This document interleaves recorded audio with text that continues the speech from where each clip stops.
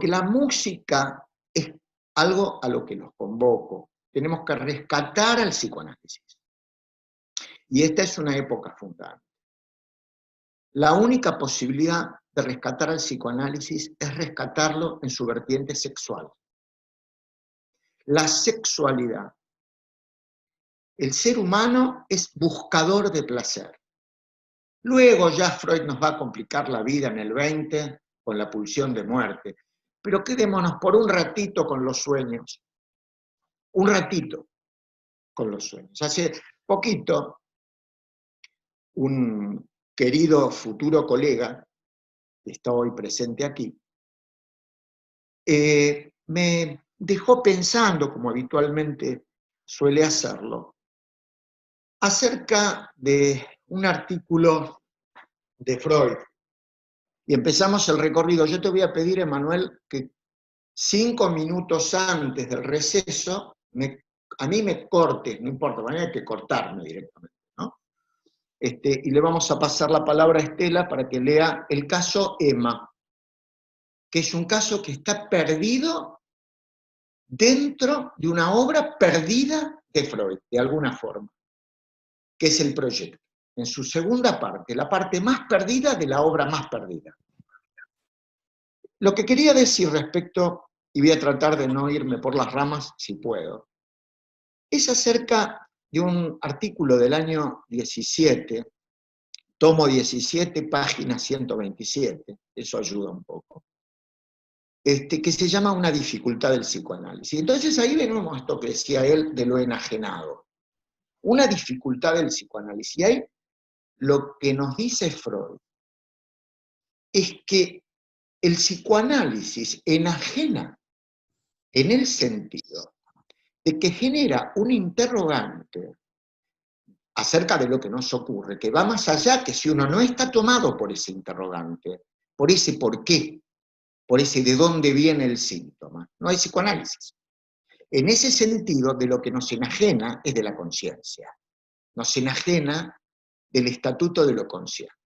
En ese mismo trabajo, y acá viene el principal aporte del futuro colega, Freud comenta, también lo va a hacer en la conferencia 18, si quieren tomen nota de esto, porque está todo página, creo que era 161 y 260 y 61, de los tomos verdes. Ahora van a ver por qué no les digo el nombre de la editorial, ya van a ver. Denme unos segundos. En donde nos dice que la humanidad ha tenido 3 grandes heridas narcisísticas. ¿Qué quiere la luz? La primera fue con Copérnico, cuando tenemos que renunciar al geocentrismo. Ya no somos el centro del universo, ya el Sol no rueda en derredor nuestro. Luego hay una segunda herida narcisística, profunda, la infiere Darwin. Nos dice a nosotros que nos la creímos tanto, que no estamos en la cima, que somos un animal. Pónganle atención a esto, porque todo ataque al psicoanálisis, dice Freud, en las resistencias contra el psicoanálisis, pasa por la desexualización del ser humano y pasa fundamentalmente, acuérdense que cuando digo sexual no estoy diciendo genital, estoy diciendo la búsqueda de placer.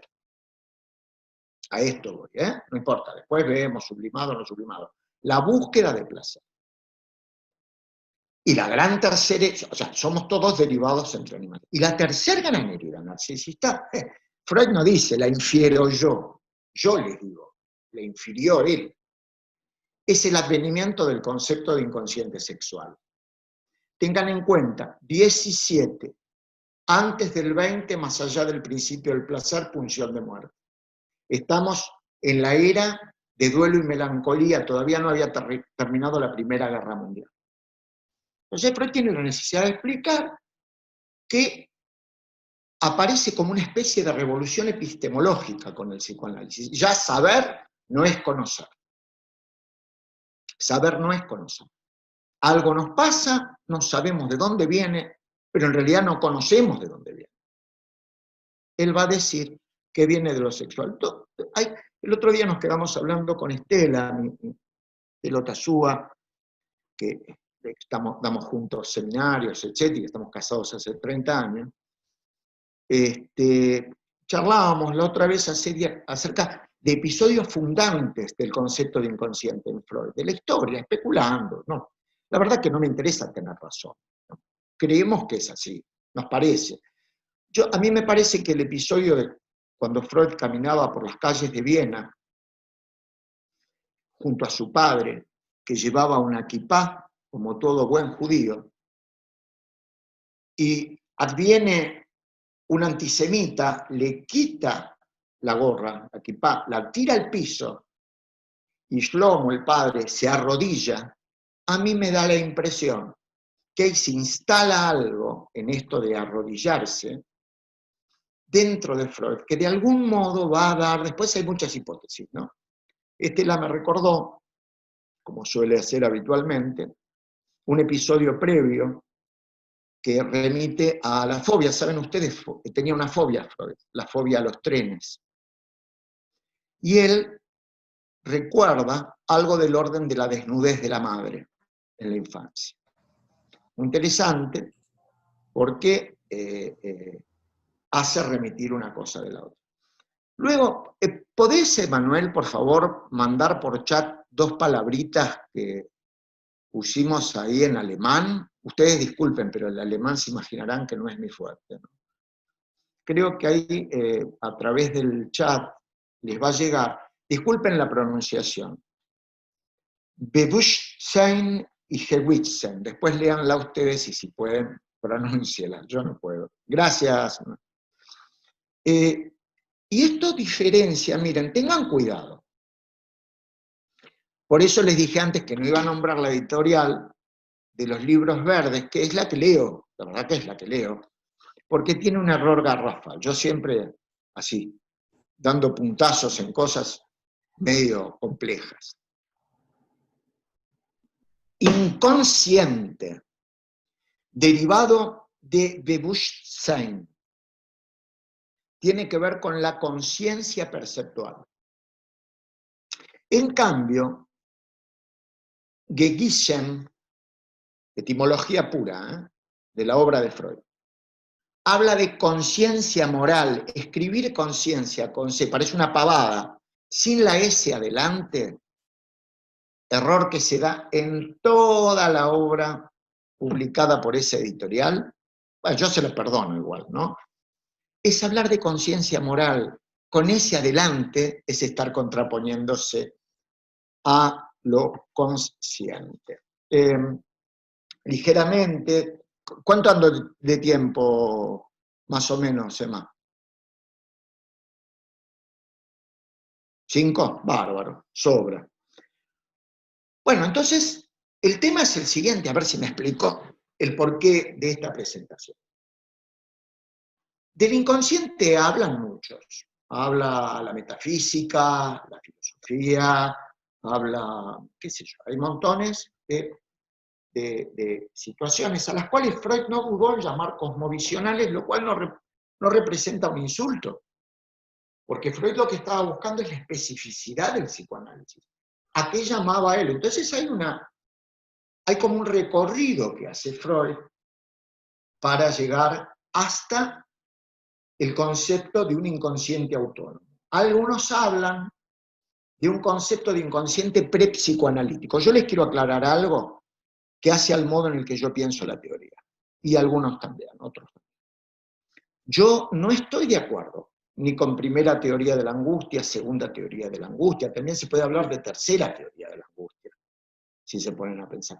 Yo no estoy de acuerdo con hablar de primera tópica, segunda tópica, si no pensamos que la segunda subsume a la primera. A ver, si yo les digo a ustedes que voy a preparar un puchero, ¿les tengo que aclarar que le voy a poner papa? Me parece que no. Me están diciendo que me estoy quedando sin tiempo. ¿Qué les quiero decir con esto? Nadie le puede obligar a un autor a que aclare. Por ende, cualquier nueva observación de Freud incluye la anterior. ¿Sí? En este sentido, Freud, a través de los fenómenos de la hipnosis, a través de la comunicación preliminar, cuando habla de doble conciencia, segunda conciencia, 1893, en Elizabeth von der R, el caso de estudios sobre la histeria, 93-95, habla de grupos psíquicos separados. ¿Separados de qué? De pertenecer a la conciencia. ¿Entienden? La conciencia en este momento era rectora, no había autonomía inconsciente. Y luego en las neuropsicosis de defensa nos habla de las representaciones inconciliables. ¿Respecto de qué? Del pensamiento consciente, de vuelta la conciencia como rectora. Pero y entonces, ¿cuándo llega a una conceptualización autónoma? ¿Y a qué llamamos una conceptualización autónoma del concepto de inconsciente? En la interpretación de los sueños. El maravilloso libro de 1899, digo bien, publicado en el 900, que saben ustedes, llegó a ser bestseller después de la Biblia, durante mucho tiempo. Luego Psicopatología de la vida cotidiana, 1901 también. A lo que voy es que ahí nos presenta un modelo psíquico, consciente, preconsciente, inconsciente, de acuerdo a cómo se articula la presencia de lo sexual, la pregnancia, yo diría, de lo sexual. ¿En dónde la encuentra? Podrían decirme, ¿qué le pasó a este Freud? Vamos a repetir lo mismo que le dijeron en Viena, que el perverso polimorfo era él, cuando habló de que el niño era perverso polimorfo. No lo entendieron. ¿De qué le vamos a decir a Freud? Che, Freud, ¿por qué inventaste lo de la sexualidad? ¿Qué tenías en la cabeza? La cosa es que la sexualidad Freud la encuentra en la fantasía, la encuentra en el sueño, la encuentra en el síntoma. Siempre va a terminar remitiendo a la sexualidad. La especificidad del concepto de inconsciente empieza a adquirirse a partir de 1900 con la interpretación de los sueños. Estela, ¿querés leernos, por favor, el caso Emma, que es cortito, interesante? Les sugiero que si quieren tomar nota, porque después podemos debatir. Recuerden que no estaba la pulsión de muerte. Tenés que sacar ahí arriba, tenés que autorizarte. Sí. Ya está. El silencio. Bueno, ¿me escuchan bien? Empiezo a leerlo, ¿no? Emma está hoy bajo la compulsión de no poder ir sola a una tienda. Como fundamento, un recuerdo de cuando tenía 12 años, poco después de la pubertad. Fue a una tienda a comprar algo, vio a los 2 empleados, uno de ellos de los cuales guarda memoria. Ellos se reían entre ellos y salió corriendo, presa de algún efecto de terror. Sobre esto se despiertan unos pensamientos, que esos 2 se reían de su vestido y que uno le había gustado sexualmente. Tanto el nexo entre estos fragmentos como el efecto de la vivencia son incomprensibles. Si ella ha sentido displacer a causa de que se rieran de su vestido, hace tiempo que por eso la fuerza estaría corregido, desde que se viste como una dama, y nada cambia en sus ropas por el hecho de ir a la tienda sola o acompañada, que no es mera protección lo que necesita. Se infiere que, como en una agorafobia, basta que le acompañe un niño para sentirse segura, y es algo totalmente inconciliable que uno le gustara. Tampoco cambiaría esto si estuviese acompañada. Por tanto, los recuerdos despertados no explican ni la compulsión ni el determinismo del síntoma. La exploración ulterior descubre un segundo recuerdo que Emma pone en entredicho haber tenido en el momento de la escena primera. Tampoco hay nada que pruebe esto último.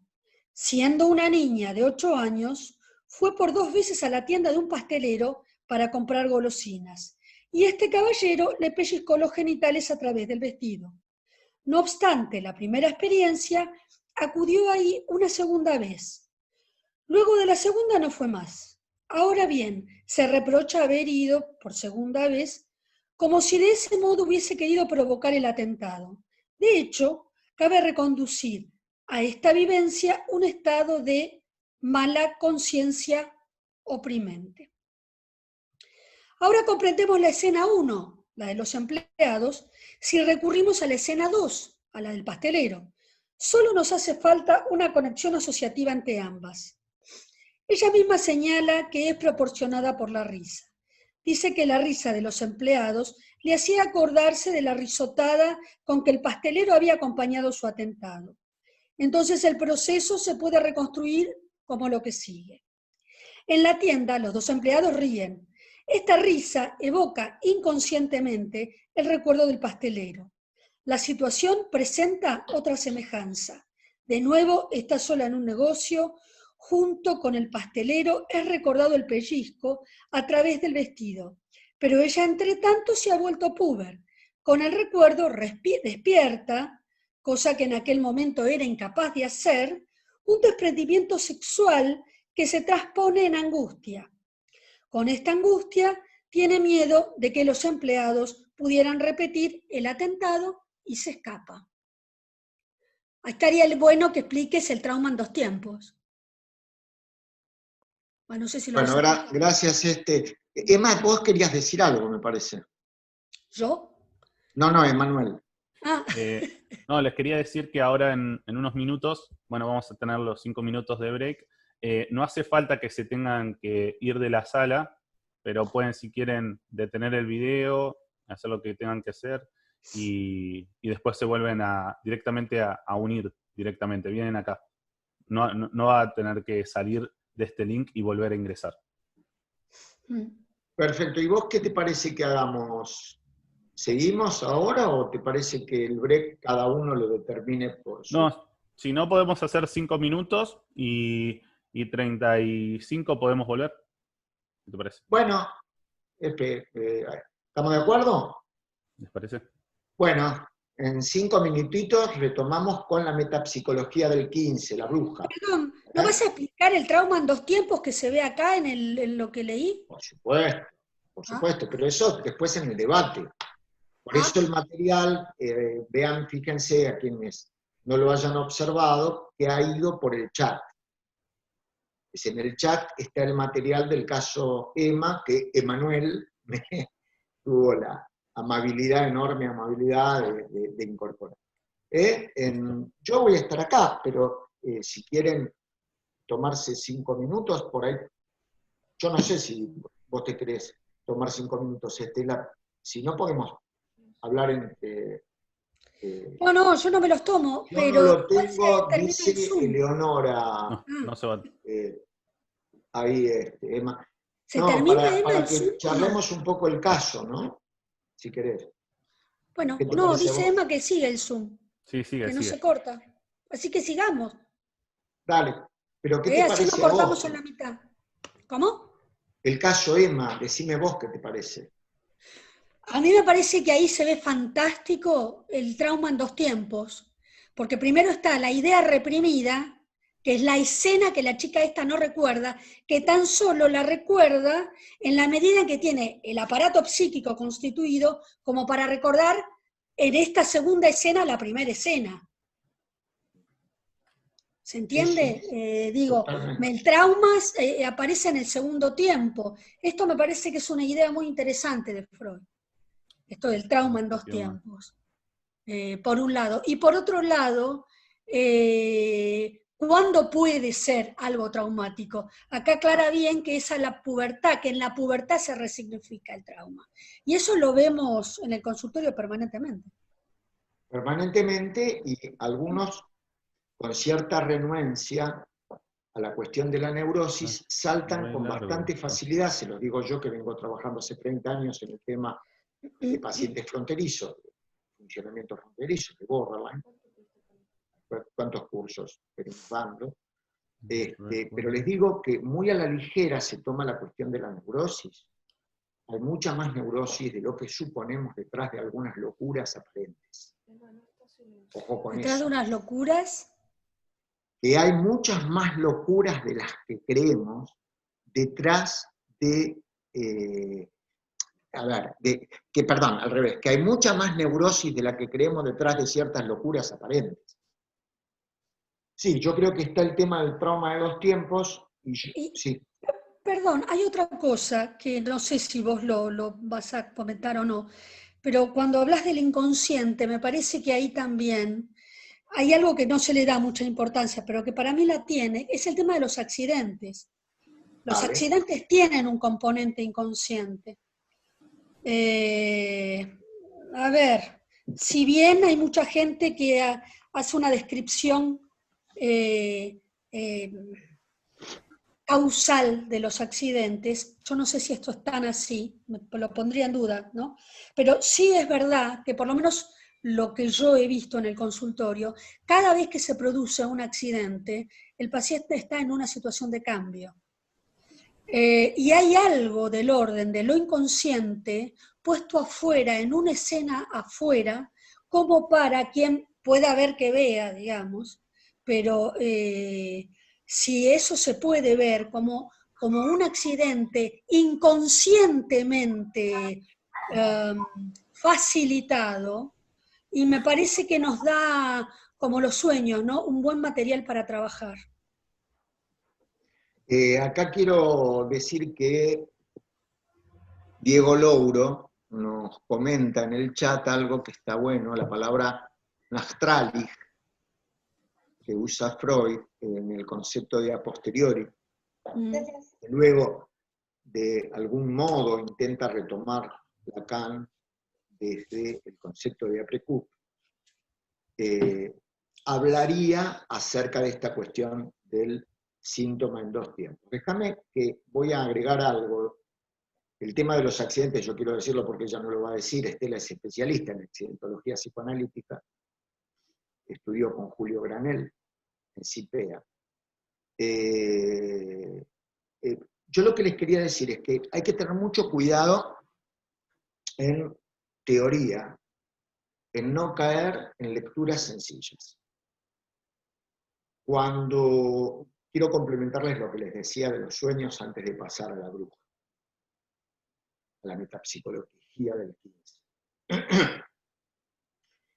Se suele decir, díganme todos aquellos que tienen formación universitaria, si no, que el primer modelo de aparato psíquico es el de la interpretación de los sueños, ¿verdad? Se habla, ¿no? Consciente, preconsciente, inconsciente, primer modelo. Bueno, ¿saben que no? El primer modelo está en el proyecto. El de los sueños es el segundo modelo.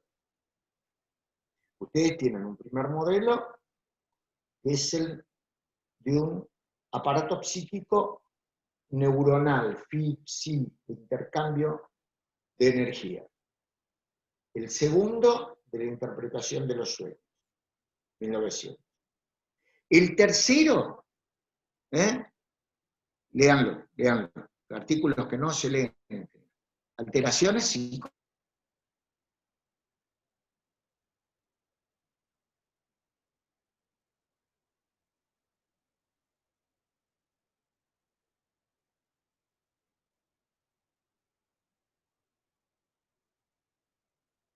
Como una especie de transmisión general, pero hay que tener muy...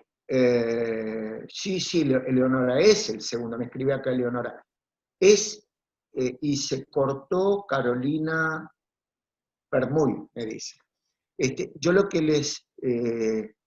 no, claro, el primer modelo es el de base neural, digamos así, el que tiene que ver con el proyecto. Lo que pasa es que, ¿saben qué ocurre? Ahora el caso que leyó Estela, está en el proyecto, pero mucha gente no ha leído el proyecto. Yo he tenido la suerte de tener maestros increíblemente capaces, como por ejemplo, se me ocurre, Carlos Movillansky, José Luis Valls, con los cuales he estudiado el proyecto a fondo. Yo creo que es un trabajo que se lo merece.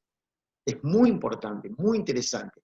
Escrito en 1895, por la fobia al tren, en lápiz, Freud en un viaje lo escribe, y lo tira a la basura. La hija lo encuentra en 1950 y lo publica. Es de 1895, fíjense, y está en las ideas madre de todo el futuro desarrollo del psicoanálisis. Bueno, quería decirles esto. Pasemos, son pocas palabras en realidad. Miren, estoy últimamente estudiando mucho a un autor, a René Roussillon, que dice algo que es maravilloso acerca de la metapsicología. La metapsicología, particularmente la del 15, es el corazón del psicoanálisis. Trabajos como introducción del narcisismo, pulsiones y destinos de pulsión, lo inconsciente, la represión, la visión metapsicológica de los sueños. Está todo por ahí, claro. Pobre Freud, ahora que estamos en pandemia, tenía muchos menos pacientes en su consultorio. Estábamos en la Primera Guerra Mundial, en 14, 18. Ahí hace duelo y melancolía, por ejemplo, en 17, como les decía. Entonces, el punto de la metapsicología, dice Roussillon, es que la metapsicología es nuestro garante teórico acerca de lo que hacemos clínicamente. La evolución del psicoanálisis desde el punto de vista clínico debe ser acompañada por un sostén garante teórico. Recuerdo que tomando el modelo lacaniano de los 3 tiempos del Edipo, que es interesante para pensar, mi gran maestra Raquel Goldstein nos enseñaba que, espérate que estoy viendo una cosa, ahora voy a repetir. Siempre nos decía que hay un cuarto tiempo del Edipo, que es el del padre garante. Yo creo que la metapsicología es el garante que acompaña la evolución que la clínica nos va mostrando. En este sentido, acredita, como les decía, en la metapsicología del 15 empieza a plantearse todo lo que son los procesos en términos dinámico, económico, tópico, o sea, lugar, movimiento. Por eso, acá abjuramos rotundamente, como lo hizo Freud, primer párrafo del capítulo 2 de lo inconsciente, ahora no me acuerdo la página, pero está arriba a la derecha sería, ¿no? El segundo o tercer renglón, una cosa así, donde dice que queda abolido el término subconsciente. Por favor, les pido, no usemos el término subconsciente. Por lo menos si queremos estar dentro del terreno del psicoanálisis. Eso, por supuesto, ¿no? No hay subconsciente porque si hay subconsciente hay una ruptura del dinamismo. ¿Qué es sub? ¿Qué está arriba y qué está abajo? Si es permanente, el yo deviene lo portado por el yo a lo inconsciente se hace consciente. ¿Qué decimos que es el psicoanálisis? Hacer consciente lo inconsciente.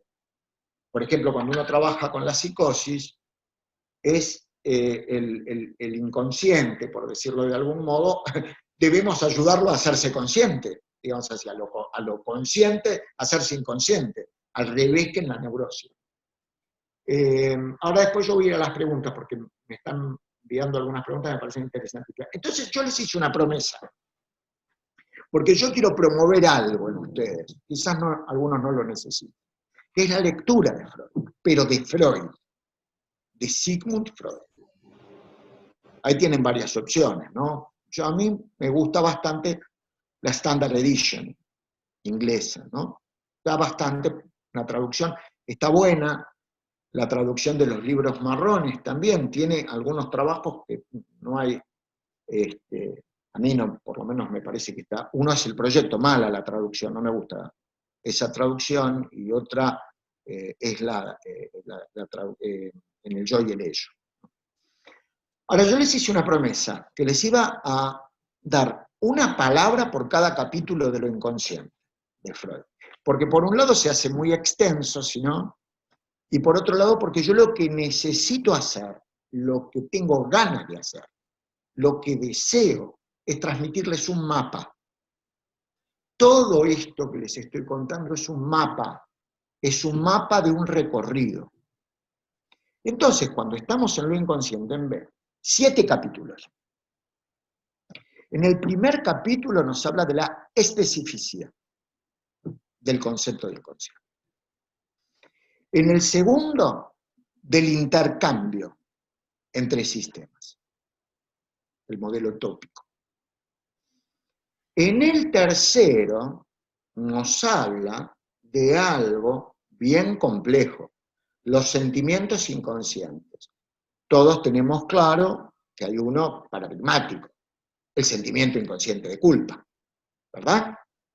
Que se suele manifestar como masoquismo, pero que subyace, masoquismo moral, cuidado, el problema económico del masoquismo, está por detrás el sentimiento inconsciente. El cuarto, el concepto de catexis, el modelo económico.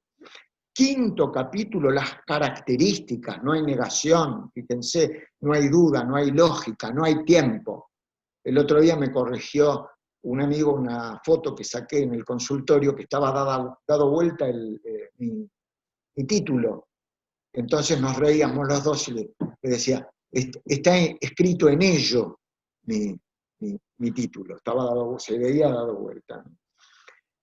El sexto nos muestra al inconsciente como algo vivo, o sea, sin pérdida de su componente sexual. Y el séptimo, que se aboca, y es fundamental el capítulo 7, yo no sé lo que le pasó a Freud con el capítulo 7, pero el capítulo 7 de la interpretación de los sueños es fundamental para el modelo de aparato psíquico. El capítulo 7 de lo inconsciente es donde está el concepto de la psicosis, cuando dice, la palabra es tratada como cosa, es decir, en donde muestra el concepto de simbolismo. ¿Me explico? Es muy importante. ¿Qué es el símbolo para Freud? Tengan en cuenta esto. Y fíjense realmente si existe una coincidencia, yo creo que no, entre lo simbólico y el simbolismo.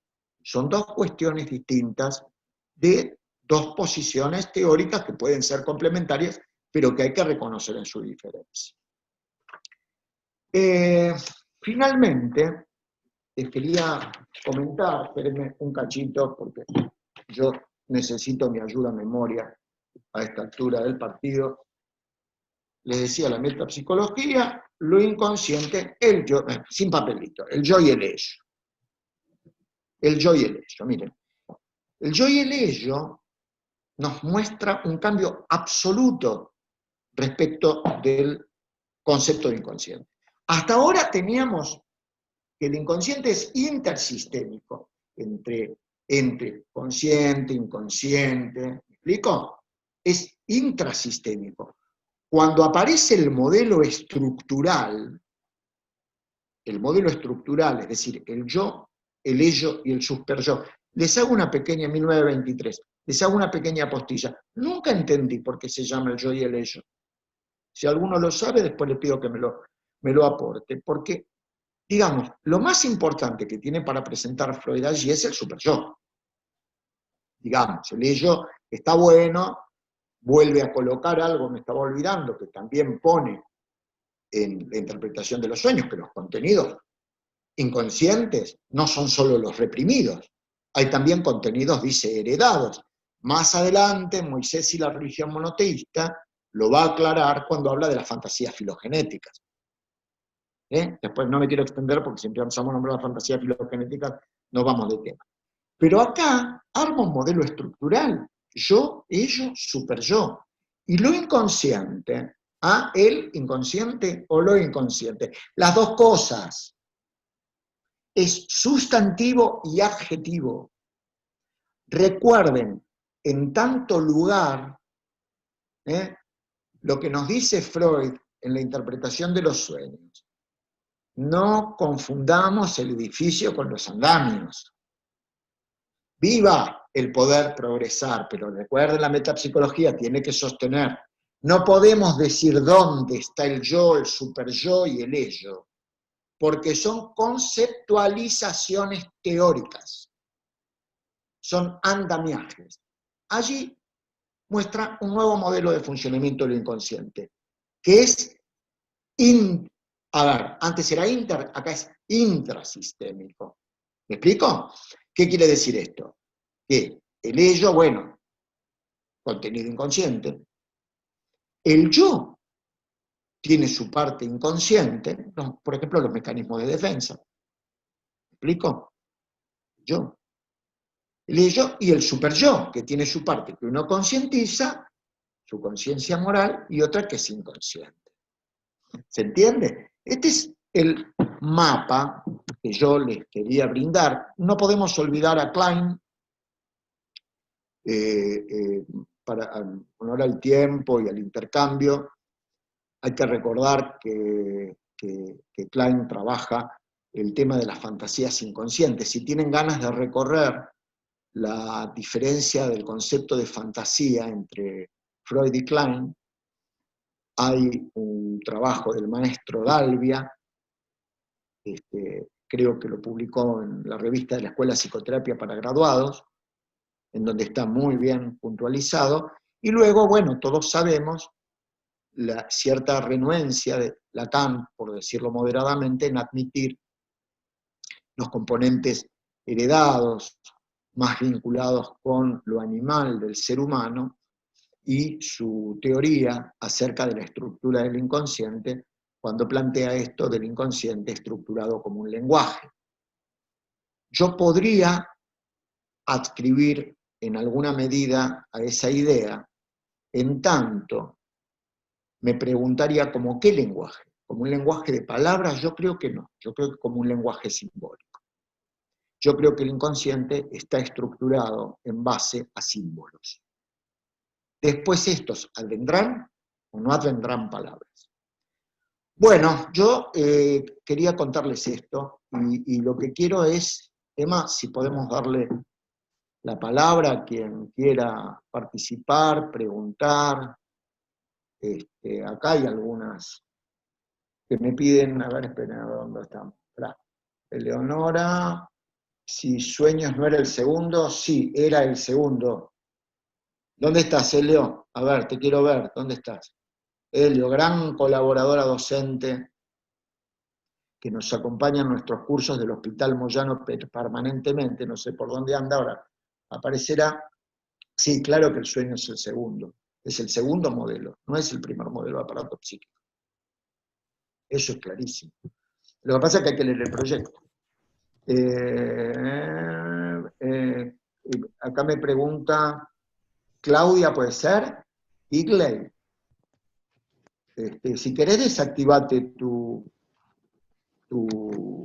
Hola, Elio. Hola, No te había visto. impresentable. Sí, es el segundo, ¿eh? Sí, tenés toda la razón, claro que es el segundo. El modelo de los sueños. Ujú. Consciente, preconsciente, inconsciente. Sí. Después, decía Claudia, ¿dónde estás por ahí, Claudia? No sé cómo se pronuncia tú. Ahí estás. Desactivate el sonido. Dale. Hola, buenos días. Así te puedo entender. Me preguntabas acá cuál era el tercero. Sí, Claro, porque el tercero es el modelo óptico, el tercer modelo de aparato psíquico. Se llama óptico telescópico y aparece en 1910 en alteraciones psicógenas de la visión. ¿Sí? Ahí lo tenés. El segundo, acuérdense, es el modelo del peine.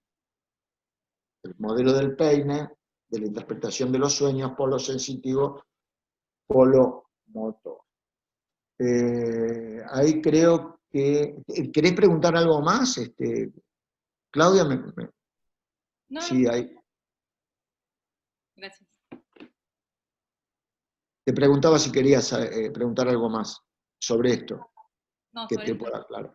justo se me cortó la transmisión, por eso. ¿Cómo? Justo se me había cortado la transmisión, por eso me quedó por incompleta la información. No, está bien, viste que esto por computadora. A ver, lo del tercero me lo vuelven, evidentemente ahí se cortó, porque Claudia, Diego me preguntan sobre esto. Bueno, alguien que tenga una inquietud, ¿no?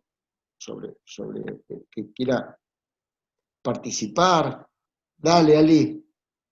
Ali Aprá. Hola, ¿qué Querida. tal? Muchas gracias. Me parece, quería hacer un comentario, me parece importantísimo el hecho de rescatar el proyecto, porque el proyecto, escrito a fines del 1800, es un texto dificilísimo, sumamente complejo, y la impresión que yo tengo, esta es una impresión, es que a Freud le da un bruto insight, y está contenido ahí en germen, como decía Daniel, los 40 años de desarrollo teórico posteriores. Y me parece importante también que en este modelo, como Daniel decía, se diferencia de los otros. Yo trataba de pensar por qué en general no se toma el proyecto. Y tal vez una de las respuestas sea que es neurológico. Digamos, no estamos en territorio de la mente, sino más bien de una cuestión que gira en torno de las neuronas.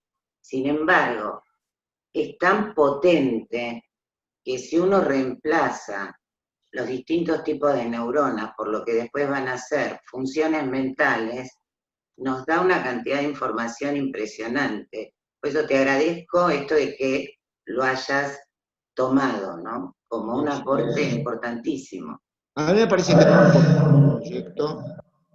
Entiendo que es un texto grueso, digamos así, espeso, de la obra de Freud. Tiene 3 partes. Una primera parte en donde describe una serie de funciones, creo que eran 14, 15. La segunda, de donde sacamos el caso Emma, que si quieren podemos discutirlo. Luego, pseudo-proton histeria, un nombre rarísimo le pone a ese segundo capítulo. Dice parte clínica, pero abajo te mandan una palabra en griego que no entendés a qué va. Y que me llama la atención justamente porque ha caído en esa parte particularmente, una insignificancia absoluta. O sea, cuando se habla del proyecto se habla, con suerte, de la tercera parte. Algunos se aventura a la primera, pero la segunda está oculta. A mí me gustaría que avanzaran sobre eso y lo leyeran. Estaría bueno. Te quería me encantó tu intervención, porque sí, yo coincido. ¿Te acordás que hace mucho se lo llamaba Proyecto de Psicología para Neurólogos? Tomando lo que vos decías. Luego ha sido sustituido por el concepto de proyecto de psicología. No tenemos que amedrentarnos con el Freud neurólogo. Freud era neurólogo, no era ni psiquiatra, ni psicólogo, era neurólogo. Lo que pasa es que desde la concepción de las afasias, uno de los primeros trabajos de Freud, empieza a mostrar el modelo dinámico. Dice, no señores, las afasias no se producen por la destrucción de un sector, sino porque el intercambio entre sectores era neurólogo en aquel momento. Es lo que se altera. Ahí ya empieza rescatando el dinamismo desde el vamos. ¿Me explico? Y como bien señalaba Ali, hay algún tipo de intervención en ese sentido, de, por ejemplo, el concepto de neurona en Freud perfectamente es intercambiable por el concepto de representación, digamos, ¿no? Las representaciones psíquicas. Cosa, inconscientes, y luego que pueden advenir palabras. A ver si tengo acá. Una cosita, Dani. Quería agregar algo yo. Vos hablabas al comienzo de las afrentas narcisistas, ¿no? Una de las cuales fue la creación del psicoanálisis. En la creación del psicoanálisis, después de que Freud escribe la interpretación de los sueños, eso, a partir de esa afrenta, digamos así, eso da comienzo a una corriente creativa artística que se da en toda la obra pictórica y también del cine, por ejemplo con Buñuel, por ejemplo con Dalí, con Federico García Lorca. Bueno, Freud habla de Dalí, Dalí habla de Freud. Bueno, ahí había todo un intercambio que da comienzo a una nueva era a partir de una afrenta, ¿no? Totalmente. Esto me parece que es importante. A la Cómo interpretación de partir los de algo sueños, hay algo que levanta y hay algo que empieza a crearse, ¿no? Como corriente diferente, y bueno, y que después se le continúa. claro, vos sabés que es tan así, como lo decís vos, yo me había olvidado de señalarlo, que la interpretación de los sueños está perfecto, me encanta lo que decís, porque es una introducción del psicoanálisis a la ciencia, a la cultura, al arte. ¿Se entiende? O sea que antes de la introducción del narcisismo, Norberto Maruco habla de 4 introducciones dentro de la obra de Freud. Una, la introducción de los sueños, la otra sería la introducción del narcisismo, la introducción de la pulsión de muerte y la introducción del fetichismo. Son 4 momentos teóricos. Yo coincido mucho con el pensamiento de Maruco, me encanta leerlo, participar de seminarios con él, aprender. Y decía, estas introducciones, digamos, cada una tuvo su impacto en el pensamiento humano. Yo admitiría que a partir de 1900, el psicoanálisis, por decirlo de algún modo, se populariza. O sea, se le mete la cuña, ustedes saben, a Freud lo atacó todo el mundo en todas las vertientes que se le ocurre. Los médicos, porque era un loco psicologista, qué sé yo, etcétera, por eso le llaman la bruja a los trabajos del 15, a los trabajos del 14 al 17, es la bruja, porque se introduce y cambia todo, digamos así, y nadie terminó de entender bien cómo, digamos, ¿no? Punto 1.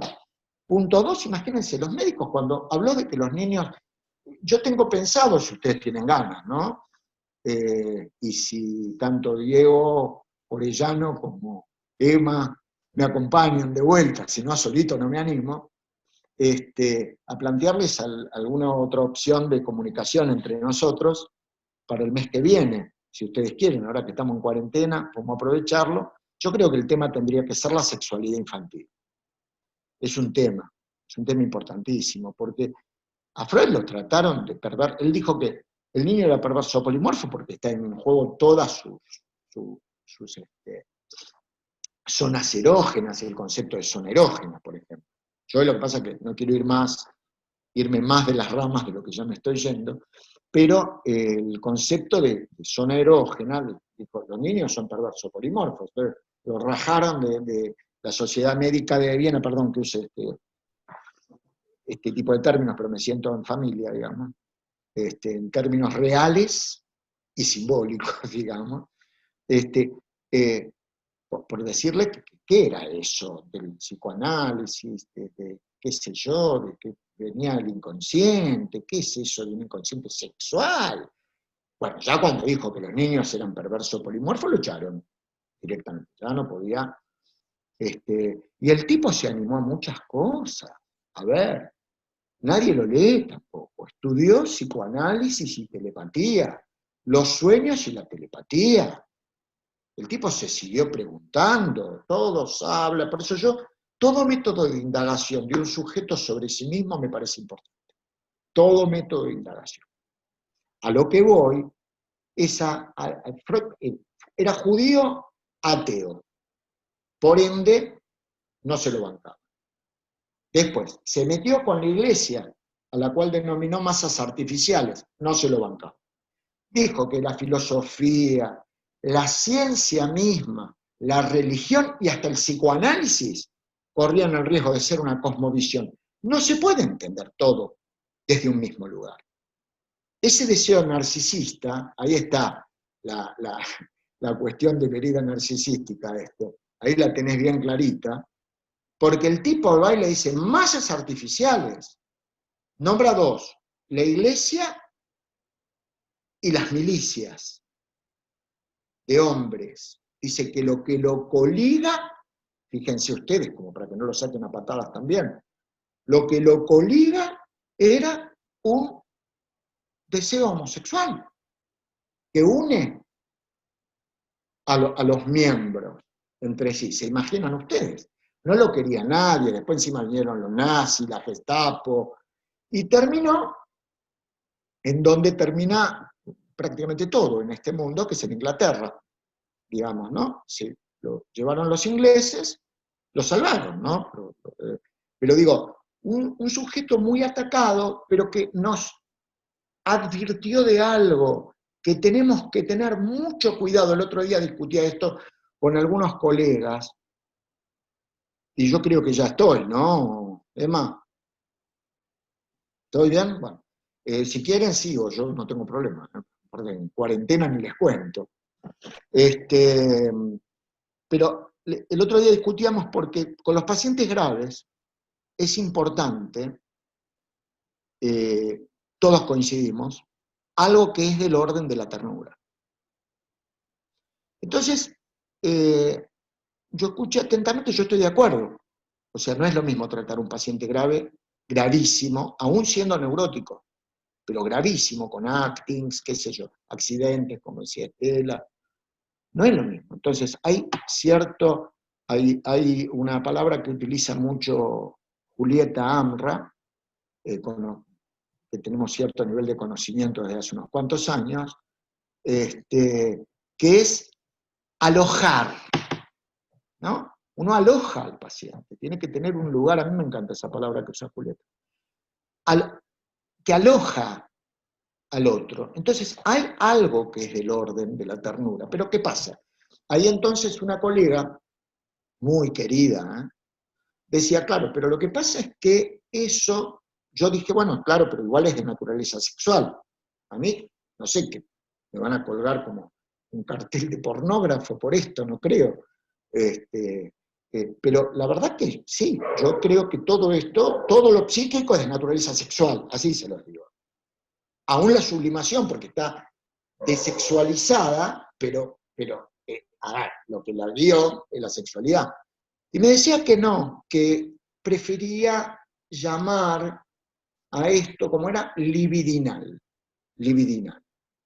Yo no encontraba, entonces me quedé pensando, pero ¿por qué hay que suavizarlo? La ternura es una pulsión coartada en su fin, como tal sexual. Cuando uno quiere a alguien, es sexual. Ahora, pasa que el problema de sexual es un problema importante, porque mucha gente lo escucha como genital. Y sexual es sexual, no es genital. Genital también. ¿Alguien quiso decir algo? No. ¿Me entienden? Es decir, es muy importante tenerlo en cuenta. No hay ningún producto del psiquismo humano ajeno a la sexualidad. Ojalá. Pues, Freud decía el ataque que sufrió él, estaba contando, en mi trabajo de las resistencias contra el psicoanálisis, lo que él plantea es que cuando quieran entender bien quién está atacando al psicoanálisis, quién está queriendo ensombrecer su territorio, adviertan que lo que ataca es el componente sexual. Cuando el componente sexual, porque después, vieron, es fácilmente intercambiable, lo horroroso, por un lado lo horroroso, por otro lado pónganle lo tierno, todo lindo, todo. Es sexual. La sexualidad es la búsqueda de placer. Estamos permanentemente buscando y combatiendo nuestra búsqueda de placer, si no, pregúnteselo a los neuróticos de destino, si no atacan su. Pero eso ya es otra parte de la teoría. A ver si tengo alguna preguntita por acá. Me gusta, a ver, Cristina, me encanta tu aporte, muy claro hasta ahora. ¿Dónde, Cristina? Me gusta esto, ¿eh? Tuch, ¿puede ser? ¿Dónde andás? Ah, acá estás, ahí te vi. ¿Querés preguntarme algo específico? Está bueno, me gusta esa intervención. Es Truch. ¿Querés sacar el silencio y preguntar algo? ¿Sí? ¿Alguien? Lo que quieran, ¿eh? ¿Qué tal, Jessy? ¿Cómo andás? Claudia, Besaro. ¿Qué tal, Cristina? ¿Se te ocurrió alguna preguntita? Desilenciate.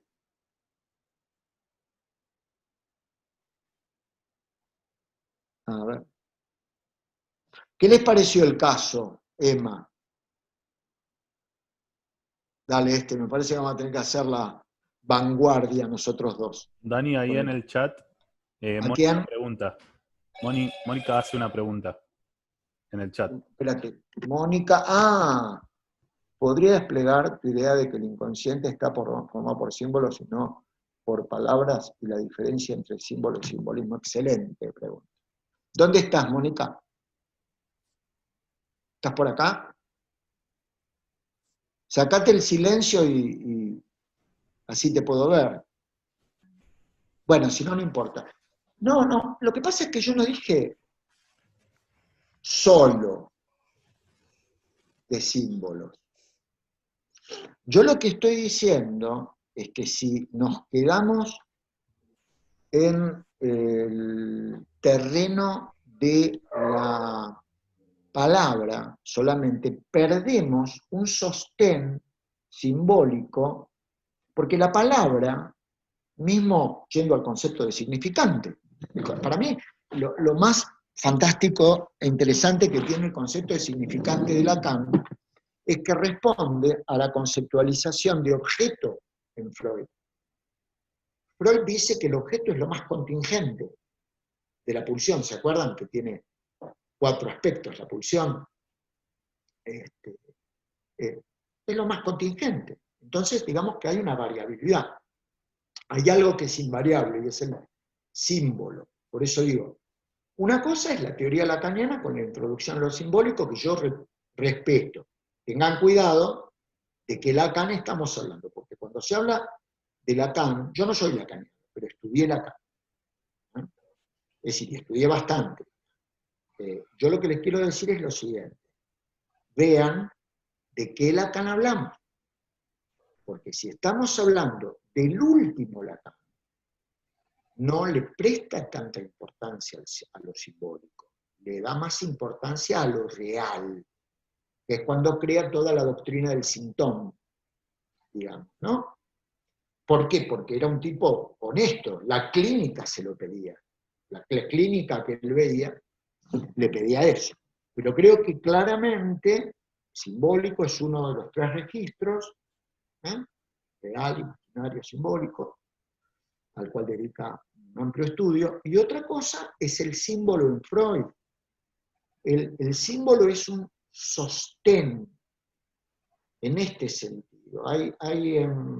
Alguna vez lo sacará mi querido amigo José Trezesansky, en elaboración, él lo cuenta públicamente, un libro acerca de los símbolos. Están el tema, por ejemplo, de los símbolos universales en Freud, digamos, ¿no? Que es algo de lo que no hay que abusar, ya que me dan el pie. Cuando uno interpreta el sueño, lo importante es lo que asocia al paciente. Perdón, Dani. ¿Perdón? Acá Julio hace una pregunta que a mí me parece... Déjame redondear esto solito. Le decía que cuando un paciente sueña, uno escucha y escucha sus asociaciones. Cuando se detienen las asociaciones, ahí uno puede pensar en el símbolo. ¿Me explico? No adelantarse al símbolo, el sol, el padre, esas cosas no sirven para nada. Bueno. En este terreno hay que tener mucho cuidado. Sí, Estela. No, tiene que ver un poco con lo que vos estás hablando, porque dice Julio Mittelman, ¿cómo revertir el concepto de pansexualismo con el que ataca Jung a Freud? Lo que, si me permitís, me gustaría hablar un poquito de esto. Lo que pasa es que precisamente la diferencia entre Jung y Freud es que Freud necesitaba ser aceptado por la comunidad científica. Entonces, por eso, cuando Freud habla de sexualidad, que no es lo mismo que genitalidad, y que me parece que ahí está la diferencia entre Jung y Freud, porque Jung pensaba que Freud hablaba de genitalidad. Él decía que los niños judíos sí tenían sexualidad, los niños arios no tenían sexualidad. Pero porque lo tomaba como, me parece a mí, ¿no? Como un sustituto de genitalidad, pero no es un sinónimo de genitalidad. Te aviso que vamos a tener problemas con este tema. Cuando Freud habla de sexualidad, Julio no sé dónde está, allá está Julio. Cuando habla de sexualidad, en realidad, como decía Daniel en el proyecto, lo que pasa es que no lo explicó, pero en el proyecto, Freud habla de el primer agente asistencial, que es la madre, que libidiniza al hijo. Entonces, ahí está la sexualidad, que no tiene que ver con la genitalidad adulta. Entonces, en principio ya es un aparato sexual, porque necesita de la asistencia de otro, que en general, la asistencia en general es la madre, dice Freud, ¿no? ¿Me permitís agregar algo, chiquito? Dale. De un niño que trae sexualidad, guarda, porque la madre abre, ya nos estamos metiendo en la clase que viene, abre las zonas erógenas. Claro. Abre las zonas erógenas. Pero ya la trae, yo antes les nombré, bueno, vamos, ya que estamos, las fantasías filogenéticas. Son 5. ¿Se acuerdan? Siempre lo digo esto yo en las clases. Seducción, castración, escena primaria, novela familiar y vida en útero materno, en vientre materno. 5. Entonces, ya el pibe viene con eso.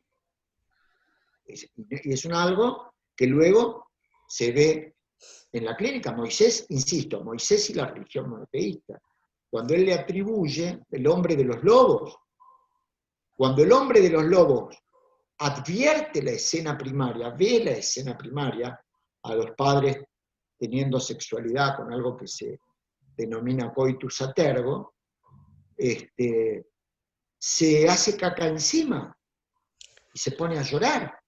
Ahí Freud infiere, ¿cómo podría haber ocurrido esto? Si a priori, como carga filogenética, no traía una suerte de preconcepto, esto lo toma Bion luego, la preconcepción, cuando habla de preconcepción, un preconcepto acerca de lo sexual. Luego la madre lo despierta, y es esencial. La apertura de las zonas erógenas la hace la madre al punto de que el cuerpo termina siendo... Yo la verdad, Julio, con todo el cariño que te tengo, vos ya conocés mi opinión sobre Jung. Yo lo que no quiero es generar diferendos insorteables, pero bueno, vos también, Claudia Besaro, conocés mi opinión sobre Jung.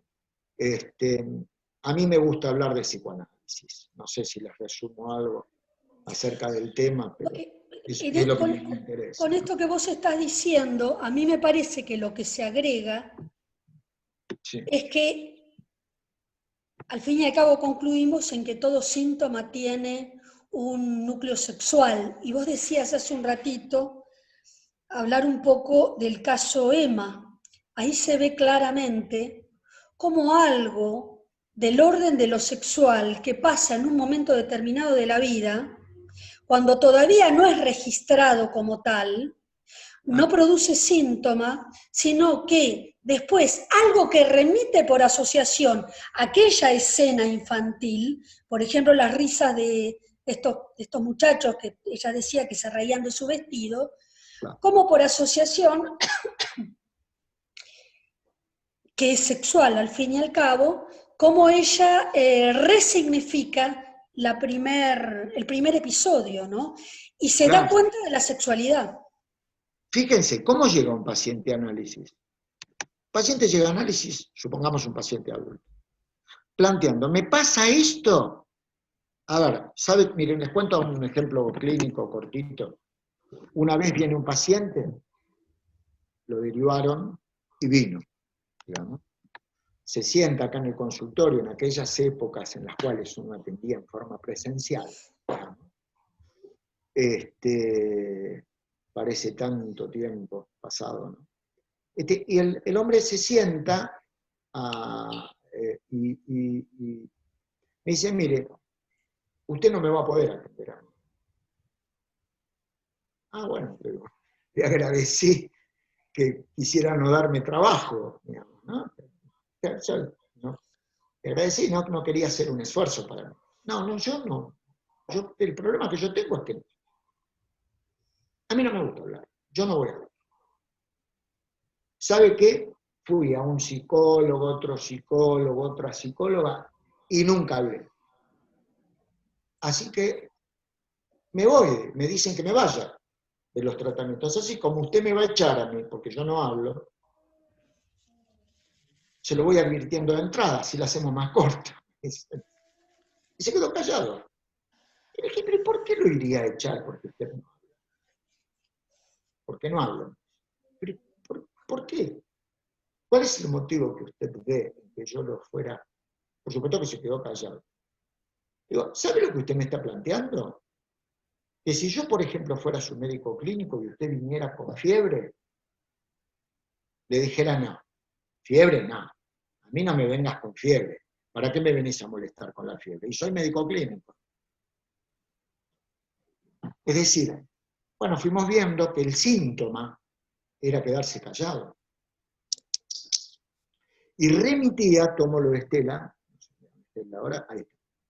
Tomo lo que decía Estela, porque remitía a situaciones de la infancia en donde él era castigado de chiquito porque era muy movedizo, hablaba mucho, era juguetón, le gustaba disfrutar de la vida, vino el super yo y se la llevó, como dicen las canciones infantiles, ¿no?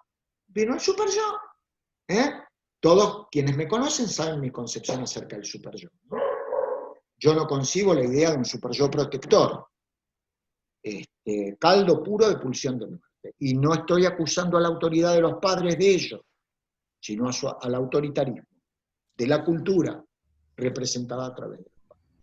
A ver si hay otra preguntita acá. Sí. Dani, acá hay una pregunta que me parece buena, de Mónica. Dice, ¿me podrías aclarar eso que dijiste de neurótico de destino, cuando hablaste de no dejar de lado la sexualidad? Hermosa pregunta. ¿Dónde estás, Mónica Gamarra? Mónica Gamarra. Hola, Mónica, ¿cómo andás? Sacate el silencio, dale, así charlamos un poquito. Sacate el silencio, tenés ahí arriba, o se lo podés sacar vos, Emma. Ahí va. Volvió a estar en silencio. Ahí va. Las cosas de la tecnología, ahí va. Bueno, después vos, cuando me contestás, mirá, yo te cuento una cosa, es excelente tu pregunta. Freud nos habla de neurosis de destino. Freud es un provocador. Nos habla, creo que era en el 11, no me acuerdo ahora, de la neurosis de destino. Sujetos que van andando por la vida de fracaso en fracaso. Esto es lo que va a tipificar luego, en el 20, como compulsión a la repetición, pero que ya viene desde antes. Por ejemplo, la repetición la va a tomar también en recuerdo, repetición y elaboración en el 13, perdón. El tema es que dice, sujetos que parecen destinados a que algo terrible les ocurra en forma permanente. El ejemplo, un artículo maravilloso, lo estuvimos estudiando con Eleonora, con Estela, con Julio, con Diego, Orellano, etc., con un montón de personas, en el Moyano, es el caso de Dostoyevsky. Un artículo divino que se llama, uno de los más hermosos artículos de Freud, se llama Dostoyevsky y el parricidio. Es decir, ¿qué le pasa? ¿Cómo dijiste que se llama, que se cortó? Dostoyevsky y el parricidio. Ahí es clarísimo, ¿no? Y habla del complejo paterno, de una serie de cuestiones. ¿Qué le pasaba a Dostoyevsky? Vamos a suponer que somos todos los analistas de Dostoyevsky. Llegaba Dostoyevsky, supongamos que hubiera consultado, Decía, mire, ¿sabe lo que me pasa? Yo escribo un libro, es bestseller. Vendo, gano $1 millón. Me los pateo todo en el casino. Me quedo sin plata para comer. Después me quedo viviendo hasta en la casa de un amigo. Después vuelvo a escribir un libro. Me lo patino de vuelta en el casino. Saqué $2 millones con ese otro libro. Y así sucesivamente. Como que hay un destino que se impone. ¿Me explico? Ahora, la pregunta es, ¿qué es el destino? ¿A qué estamos destinados? Digamos, a lo que estamos destinados así, en fresco, sin la intervención del análisis, es a la compulsión o la repetición. La repetición. Si hay una garantía que da el trauma, es la repetición. El trauma se repite sustantivamente hasta que le podemos poner palabras. ¿Se entiende? Con un grupo científico estamos estudiando esta cuestión del destino. No Ya, sé pero qué- vos viste, perdóname, pero ahí vos lo relacionaste con lo sexual y Sí, sí. entonces visión enlazada con lo sexual, en definitiva, bueno, produce ese placer, Intolerable. bueno, me lleva a eso, va, a pensar que esa compulsión en la repetición está, es de origen sexual porque Claro, claro. la Claro. arquitectura, bueno, es bastante Es terrible, prohibido pero ganar. bueno. Ganar es placer, prohibido ganar. Entonces inconscientemente debe deshacerse. ¿Entendés? Algunos abandonos de análisis compulsivos se producen por eso. Eso nos lo advierte Freud claramente en 1920. Más allá del principio del placer. Cuando el paciente se siente mejor, el instinto de muerte, yo disculpen porque uso distintamente Triep e instinto y pulsión. Si quieren llamarlo pulsión, yo no me gusta llamarlo instinto, más al de muerte. El instinto de muerte, en ese caso, es como que le impone, por el mecanismo de sentimiento de culpa, no tolera la mejoría del paciente. Entonces baja el número de sesiones, se va, qué sé yo, distintas cosas, porque toco el número de sesiones y van a aparecer 800 millones de cuestiones para discutir, pero el punto es ese, es que claro, por supuesto todo contenido sexual, y agregale si querés, intolerable, en este sentido. Sexual, intolerable. ¿Por qué? Porque hay ganancia de placer. Entonces ahí aparece la autodestrucción, ¿entendés? Les contaba que estamos estudiando el tema del destino, en el sentido de que el destino es la palabra. Entonces la neurosis, para que le doy un gustito a los que les gusta tanto Lacan, es poder poner en palabras. Por eso estamos estudiando mucho el problema de la contratransferencia con los pacientes graves. Es decir, la intervención del analista, hasta aquel punto cuando un paciente no habla, el analista no puede hacerse cargo de su contratransferencia, no de su abuso, y rescatar a ese paciente destinado a ser extranjero de la propia palabra, porque no es meterle palabras, es descubrir qué palabras les corresponden, ayudarlo a descubrir o redescubrir, me salía, qué palabras le corresponden. Si quieren entender bien esto, escuchen o lean, que sabe inglés en inglés, si no traduzcanlo en español, este tema que muchos hablan de la madre estragona, de la destrucción del psiquismo temprano, en la letra de Mother, de Pink Floyd. Ahí van a ver ustedes un ejemplo muy interesante de todo esto que estamos hablando. La letra Mother de Pink Floyd. A ver, ¿hay otra Sí. No,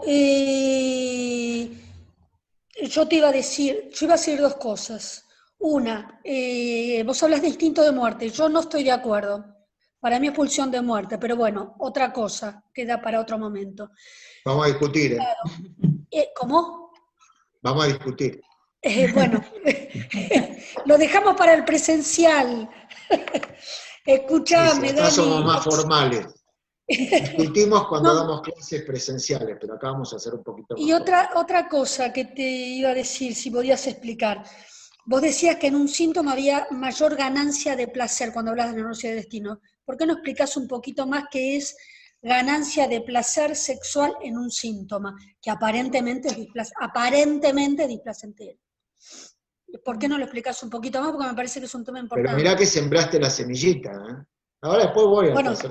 digo porque si no queda descolgado. Yo le voy a decir lo que yo pienso, porque les digo que pienso del instinto de muerte, que es instinto.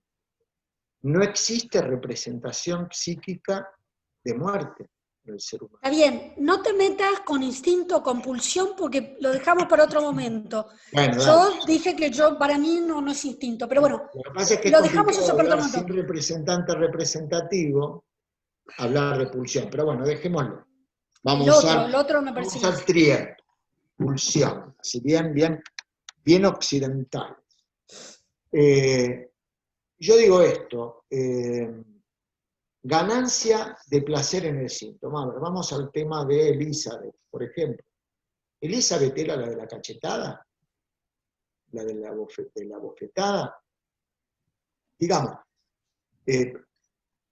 tenía una paciente de Freud que tenía... Dora, Dani. Dora, ¿estás segura? ¿Quién me lo dijo? Yo, Juli. Juli. ¿Dora era? Sí, Dora, que le da el señor Dora. K, le da la cachetada del señor K, Dora. La señor, bueno. ¿Te acordás? La paciente se presenta, la persona esta, con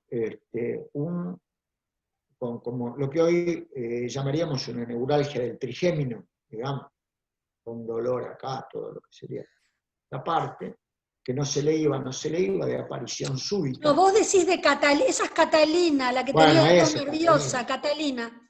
Y la verdad que yo no me gusta la vida privada de la gente. Catalina, que era la madre de Hans, del hombre... Bueno, la madre de Hans, del chiquito. Por eso, claro, exactamente, Hans. Juanito, ¿no? Casó Juanito. De 1906.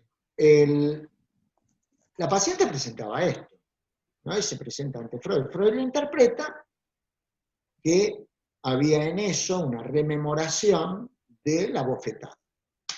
De una bofetada que había recibido seguramente en la infancia. Otra, por ejemplo, es así, de Elizabeth, la parálisis de una pierna, ¿no? Ella estaba muy enamorada de su cuñado, y cuando muere la hermana, hay toda una situación, llamémosle inconsciente, de festejo, de alegría. Entonces, hace un síntoma, ¿saben que me acabo de confundir? No es así. Discúlpenme, soy espontáneo. No, en la pierna, ahí está, le había apoyado la mano el padre antes de morir. No, esa es sana. Bueno, quien sea, le había apoyado la mano antes. Entonces, hace un síntoma que es la parálisis. Yo quiero contestar lo de la ganancia de placer, después revisamos los historiales. El tema es que en el mismo lugar en donde había sucedido un hecho psicógenamente apto para generar un síntoma, la pierna, que el padre tocó, se generó la parálisis. Es decir, la pulsión y la represión se ven satisfechas. Porque la paciente no llega al contenido edípico respecto del padre, ella sintió excitación sexual, no llega a ese contenido, pero la pierna es el objeto que a través del síntoma, ¿se entiende? Esto después se va a tomar en términos de goce, en otras teorías. Entonces, por un lado, síntoma, pero por otro lado, ganancia, por ahora llamémosla de placer. ¿Está bien? Disculpen la cosa de los historiales, lo que pasa es que no estoy en tema en este momento, ¿no? Para cada cuestión. Pero el punto es ese, que es en ese lugar donde hace síntoma, es decir, sufre, a ver si se entiende, sufre, hay subrepticia una ganancia de placer. ¿Por qué? Porque rescata ese lugar en el cual fue tan feliz con lo prohibido. ¿Se entiende? Con lo vedado, con lo prohibido, que sería el incesto con el padre. Sus deseos incestuosos. Entonces es el síntoma. Y que inmediatamente se reprimió.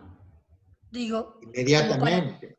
como Ni para ir... siquiera, o sea, uno puede decir que tuvo un instante de conciencia, pero una cosa es tener un instante de conciencia, y otra cosa muy distinta es que sea legitimada por el reconocimiento, o sea, por advertir. Es una sensación, por eso algunos hablaba Freud también, de rememoración. La rememoración es el afecto del recuerdo deprivado de la imagen, por decirlo de alguna forma, de lo senso-perceptual.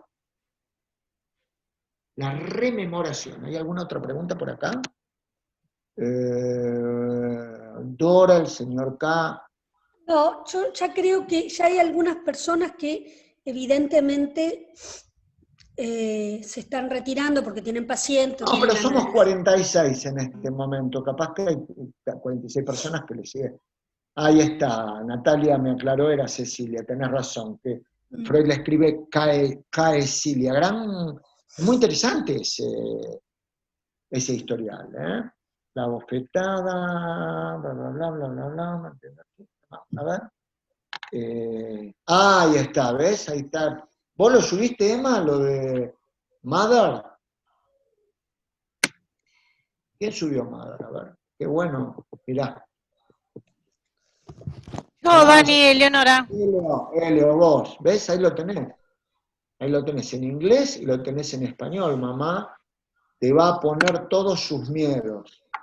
Mamá te mantendrá aquí debajo de su ala. ¿Cómo sigue? Bueno, Leon Mother viene de arriba, ¿no? Es interesante, ¿no? El asesinato del alma. ¿Eh? El asesinato del alma son.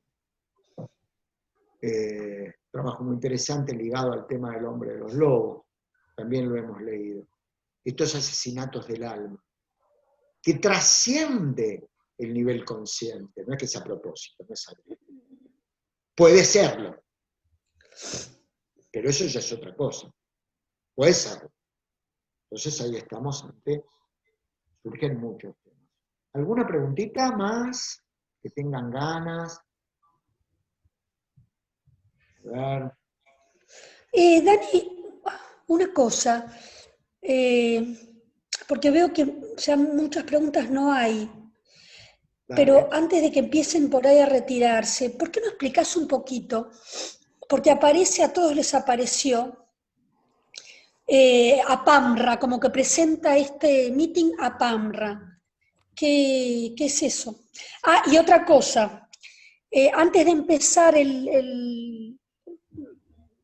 la charla, salió un CBU que es de la Garganta Poderosa. Este evento nosotros no vamos a cobrar nada, vos, Daniel, no va a cobrar nada. Sí, los que quieren, los que les parece, los que no pueden. No voy a decir nosotros porque serían bienes gananciales. Claro, porque queda en casa. No, Daniel no va a cobrar nada por esto. Y yo tampoco porque te hago el aguante. Pero sí dejamos un CBU de un comedor de la Garganta para los que quieran poner 100 pesos, 200, 300, todo a ellos les viene bien. Un peso. Un peso, 50, lo que quieran, todo a ellos les viene bien. Así que si quieren, pueden... Piden acá, hay gente que pide si podrían repetir el CBU, no sé si se podrá... El querido. CBU... A ver, espera un poquito. ¿Vos lo podrías repetir? Sí, pero espera, ahora se repite y ahora hablo de APAMRA, pero espérate que me parece interesante. Acá hay una pregunta, me piden las 5 fantasías filogenéticas. A ver, normalmente solemos hablar de 3 fantasías filogenéticas, es decir, de nacimiento, por decirlo de algo, que traemos por especie humana, por ser especie humana, que son la seducción, la castración y la escena primaria.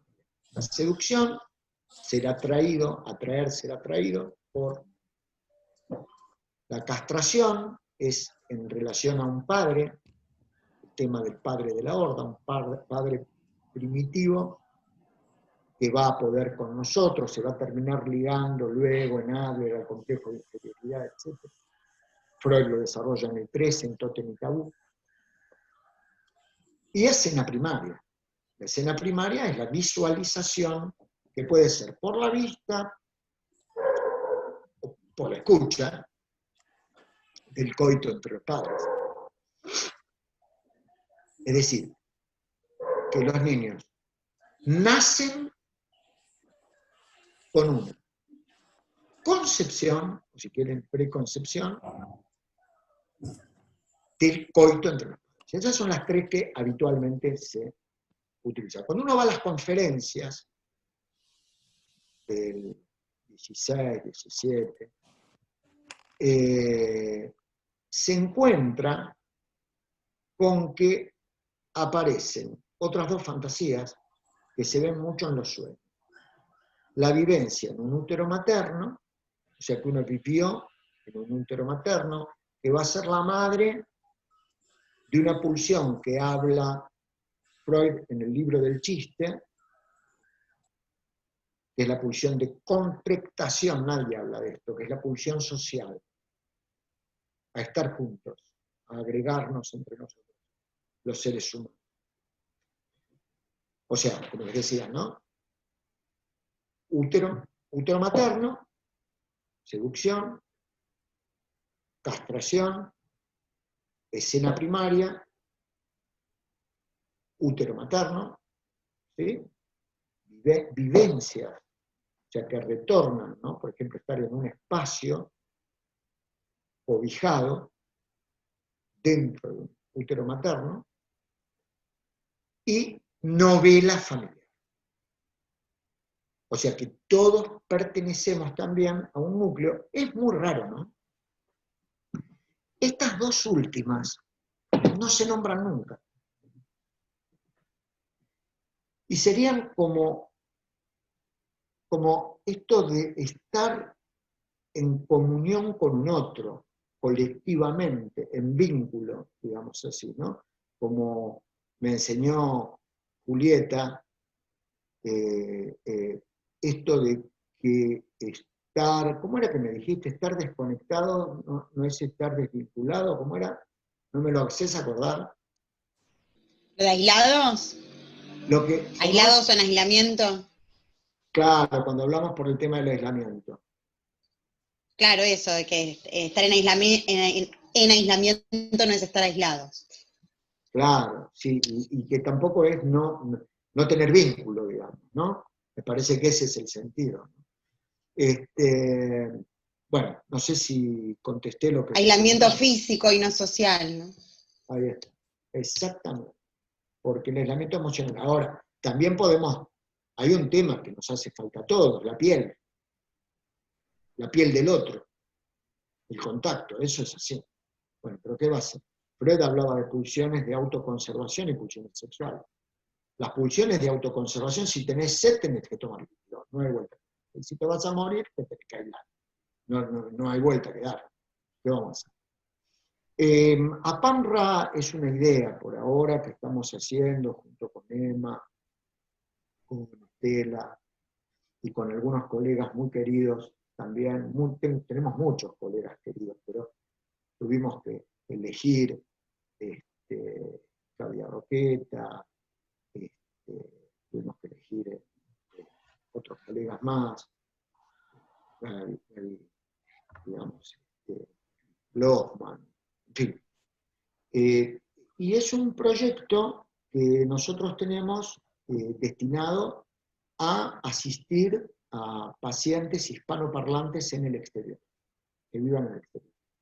En principio que hablen español. seguramente tendremos que agregar más adelante inglés y más adelante. Consiste en que tenemos una página que recibe propuestas de personas que demandan análisis, que quieren analizarse, y ahí, bueno, por una cuestión de tipo práctica, yo también soy psiquiatra, así que tenemos una primera entrevista, y luego, conmigo, vamos derivando, ¿no? Emanuel Martínez es nuestro altamente recomendable asesor informático. Estamos, después, ¿puedo contar un poquito? ¿O no puedo contar nada, Manuel?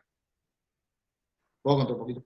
Vamos a tener un canal de YouTube, en fin, hay toda una serie de proyectos, y bueno, todavía no sabemos cómo vamos a cobrar, pero ese es un problema por ahora secundario. Sí va a existir esta oferta. ¿Eso querías que comente?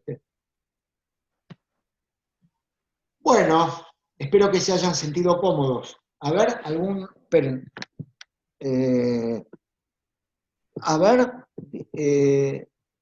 Dime espérate, a ver, esperen un poquito porque acá me mandaron un mensaje que me parece muy importante. Sí, ¿te podés habilitar para hablar de moto? E5. Hola, buenos días. Espera que te No sé si quiero me ver. escuchan bien. A ver, te quiero ver. ¿Dónde estás? A ver, haceme así te veo. No sé si me alcanzan a ver bien ahí. Es que este celular lo tengo un poco Ah, perfecto, sí. ¿Cómo te sonado. va? Hola, doctor, ¿cómo está? ¿Qué tal? ¿Cómo es tu nombre? Mi nombre es Diana Osorio. Bien. Dime. No, pues yo quería agradecerles por la participación y sí me gustaría seguir pues participando en lo que usted comentaba, de lo que quieren hacer pues en el grupo hispanohablante. Me pareció muy interesante, muchas gracias por la clase. A vos por la opinión. Bueno, yo creo que ya está, ¿no, Emma? Creo yo por mí, a ver si alguien quiere preguntar. A mí me gustan las preguntas que tienen. Dani. Ariel. Daniel. Hola, Ariel. ¿Qué tal, Daniel? Nada, Hola, acá Sabri te quiere hacer una... Hola, Daniel. Solo un comentario. La verdad es que yo no trabajo psicoanálisis y te doy una percepción de lo que escuchaste ahora, ¿no? Me quedó como dando vuelta, así que perdonen en todo caso la impertinencia. No, hay algo que me hace mucho ruido, de lo conversado hoy, ¿no? Hay una palabra que me encantó que es ternura, hay una frase del Che que inmediatamente me conectó con esto, y la conexión con Mother de Pink Floyd que vos también hiciste y aludiste, y me llama poderosamente la atención cómo en todo momento se estuvo mencionando el tema de la sexualidad, haciendo mucho hincapié en diferenciarla de la genitalidad, y recién hacia el final, apareció el tema del aislamiento y el estar aislado, que es un tema muy de los campos de concentración. Se estudia mucho desde el lugar de lo totalitario, y lo que hay ahí en el campo y en la sensación de aislamiento y aislado es una negación de la persona y una inmediatez, una mediatez, no una inmediatez, una mediatez del cuerpo que sin embargo es negado, ¿no? Porque el cuerpo, en función de esa persona que está en el campo, efectivamente termina siendo negado, incluso en la continuidad, ¿no? Me hace ruido que solo la palabra cuerpo, corporalidad y contacto con el otro, que es una de las cuestiones creo que más radicales de esta situación actual de pandemia, haya aparecido hacia el final, ¿no? Sí. Y ahí lo conecté con la filosofía, que por ahí es mi campo más de análisis, porque la verdad es que si hay alguna cuestión atávica en la filosofía es la necesidad de racionalizar y negar el cuerpo.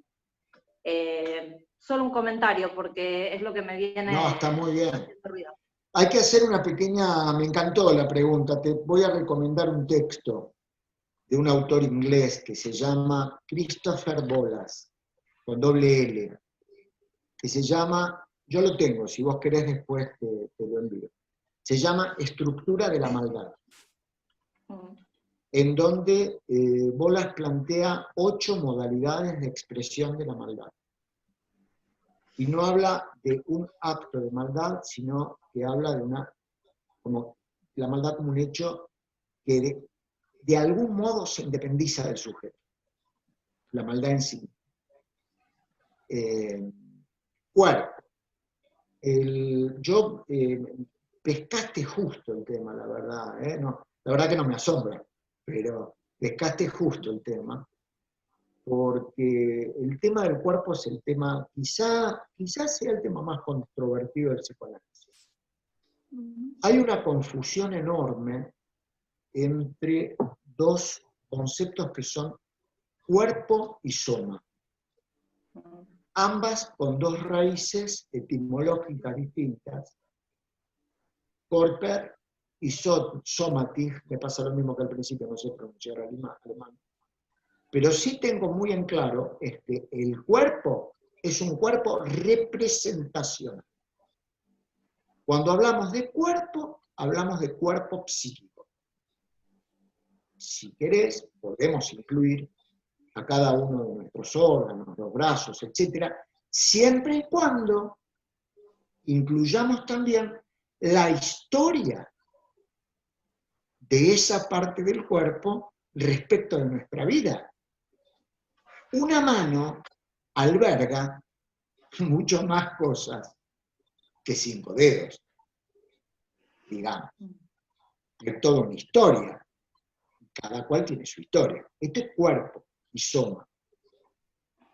A mí me parece que en tanto está instalada la cuestión cuerpo,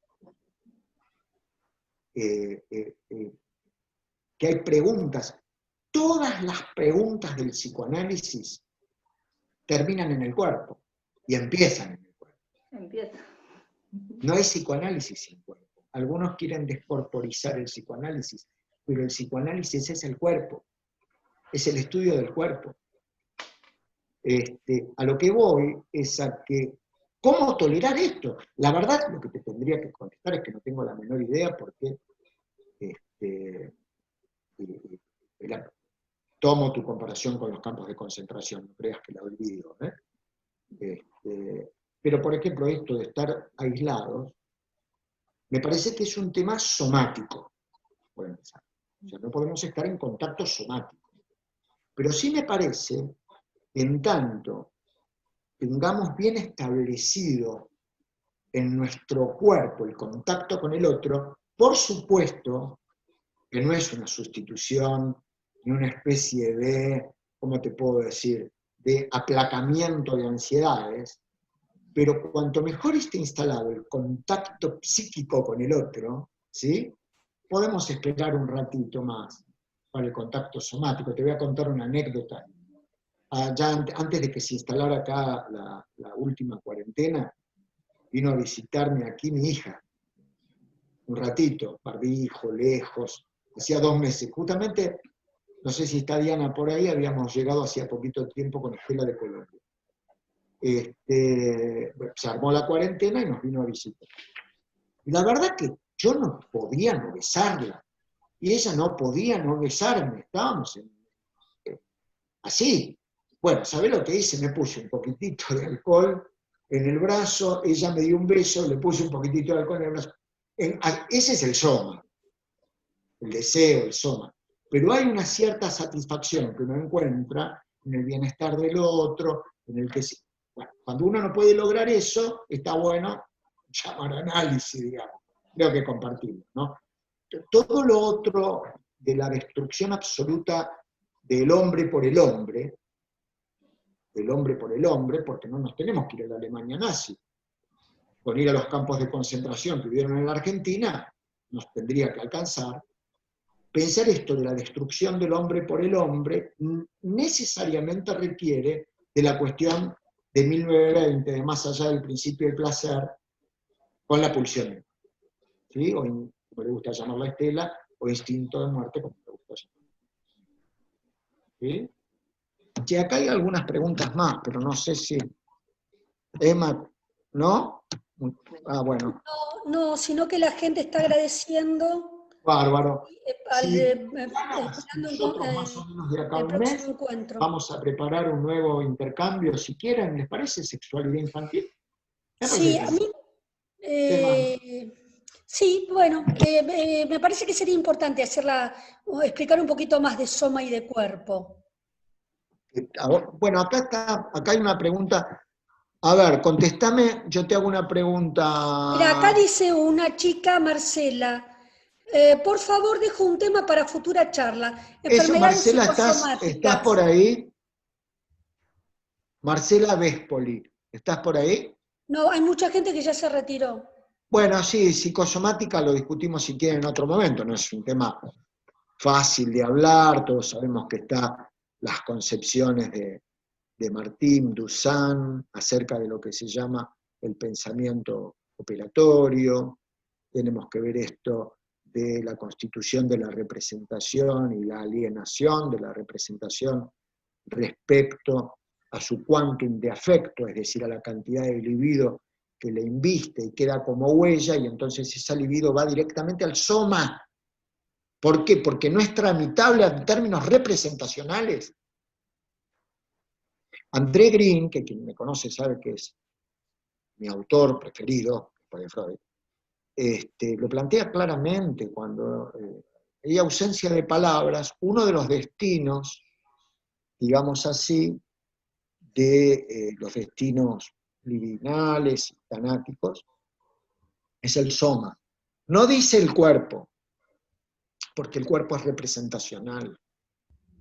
Porque, a ver, a mí me puede doler la cabeza por una cuestión representacional. Porque estoy nervioso, qué sé yo, o por una cuestión somática. ¿Vieron? Es muy complicado eso, porque algunos piensan, por ejemplo, hay un trabajo maravilloso acerca de la cefalea que hizo hace años Ángel Garma. Eso. Vos, Diego, seguramente, Diego Louro, si no lo leíste, debes estar por leerlo. Se me ocurre, conociéndote. El tema de la cefalea de Garma, ¿no? Pero no podés, si vos vas a tu analista y le decís que te duele la cabeza, primero tenés que ir a ver al médico. ¿Entendés? No podemos, esa es una cosa que yo siempre la repito sin meterme todavía con la cuestión psicosomática, que la vamos a dejar para afuera, como ustedes. También pueden enviarnos, si quieren, preguntas al seminario SAMRA, ese mail que creó Diego Orellano, y mandarnos alguna pregunta que se les ocurra.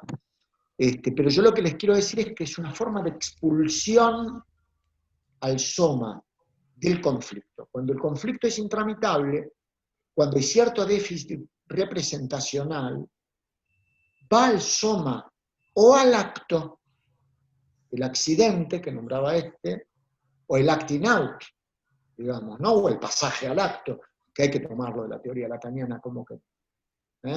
El pasaje al acto no tiene destino, ahí quedó. El acting sí.